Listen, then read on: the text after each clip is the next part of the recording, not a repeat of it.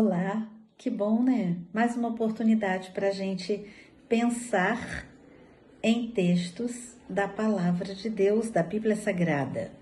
Hoje a gente vai refletir também, como a gente já refletiu em vídeos anteriores, no Novo Testamento, capítulos 3 e 4 de Atos. E estaremos assim pensando sobre Jesus Cristo, principalmente, mas também sobre a fé e também sobre a igreja. Nós vamos perceber nitidamente que a igreja, ela sempre passou por algumas perseguições ao longo da história, não é isso? Mas não foi só a igreja, né? A gente sabe que aquelas pessoas, aquelas famílias que decidem viver segundo os valores de Cristo, elas também passam por perseguições. Aquelas pessoas que não têm um comprometimento, né, com o Senhor Jesus, elas pressionam aquelas que têm o comprometimento.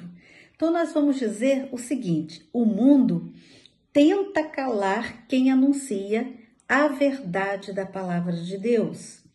Mas por quê? Por que acontece isso?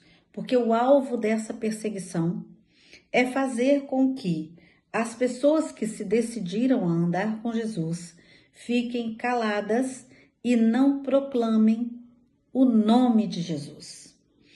Nós vamos ver que Jesus diz que ele é a luz do mundo, né? E que as trevas não se relacionam com a luz, ou seja, a luz incomoda as trevas, melhor dizendo também.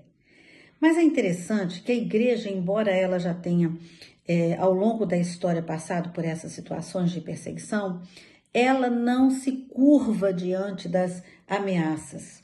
Ela sempre recebe revestimento com poder do alto para que ela possa dar continuidade à sua missão de pregar o Evangelho de Jesus Cristo. Isso aconteceu o quê? Desde o começo, sempre foi assim, não é? Então, nos capítulos que a gente vai estar lendo, nós vamos ver que em Atos dos Apóstolos, quando Pedro e João estavam indo ao templo, eles encontraram um homem coxo, né? Desde o nascimento, um homem que tinha deficiência física. E esse homem estava pedindo esmolas, mas esse homem não andava, né? A sua própria deficiência, a sua dificuldade. Ele pediu esmola, mas aí o que Pedro respondeu para ele fez um determinado alarido ali no meio do povo, né? Por quê? Pedro disse assim para ele: olha, eu não tenho prata, não tenho ouro para te dar, mas o que eu tenho eu te dou. Aí disse para ele o seguinte: em nome de Jesus Cristo, o Nazareno, levanta-te e anda. E quando Pedro falou assim, aquele homem que desde o nascimento não andava, levantou, andou e louvou a Deus.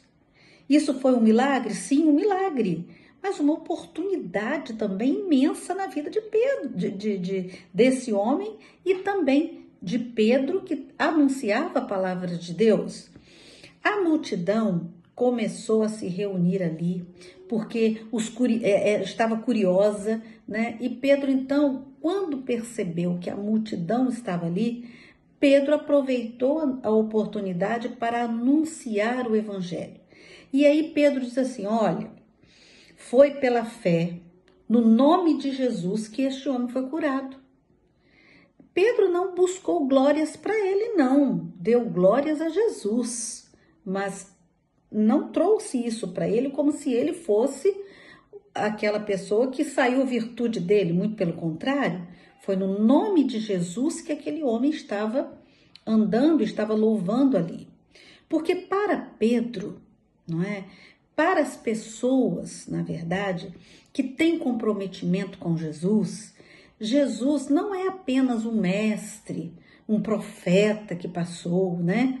Jesus, para Pedro e para quem é de Jesus, ele é o Messias, o Filho de Deus, o autor da vida. Jesus é a única pessoa que pode salvar o ser humano de uma vida separada de Deus.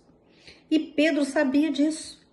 Houve um momento na vida de Pedro, na época da crucificação de Jesus, que Pedro foi advertido por Jesus que antes que o galo cantasse 3 vezes, Pedro iria negar Jesus. E realmente isso aconteceu. Mas é interessante que Pedro foi transformado por Jesus, pelo relacionamento com Jesus. Ele tinha negado Jesus, mas ele foi restaurado. E agora Pedro vivia cheio do Espírito Santo e pregava com ousadia. Mas nem todo mundo ficou feliz com o que estava acontecendo ali, não.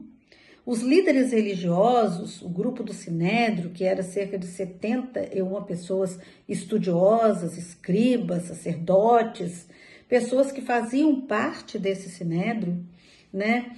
Eram os religiosos, eles prenderam Pedro e João. E eles ordenaram, olha, vocês não vão falar mais desse Jesus. Vocês vão ficar quietos.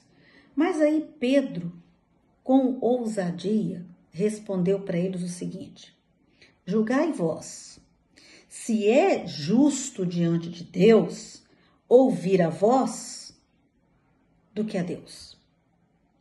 E aí, diante desse sinédrio, ele declarou também, olha, em nenhum outro há salvação, porque nenhum outro nome foi dado entre os homens pelo qual nós devamos ser salvos. Na verdade, Pedro estava trazendo ali a verdade central do Evangelho. Ele estava dizendo, olha, Jesus é o único caminho para Deus. Não há outro nome, não há outra solução, só Jesus. Essa é a verdade dos evangelhos que a Bíblia nos apresenta, não é?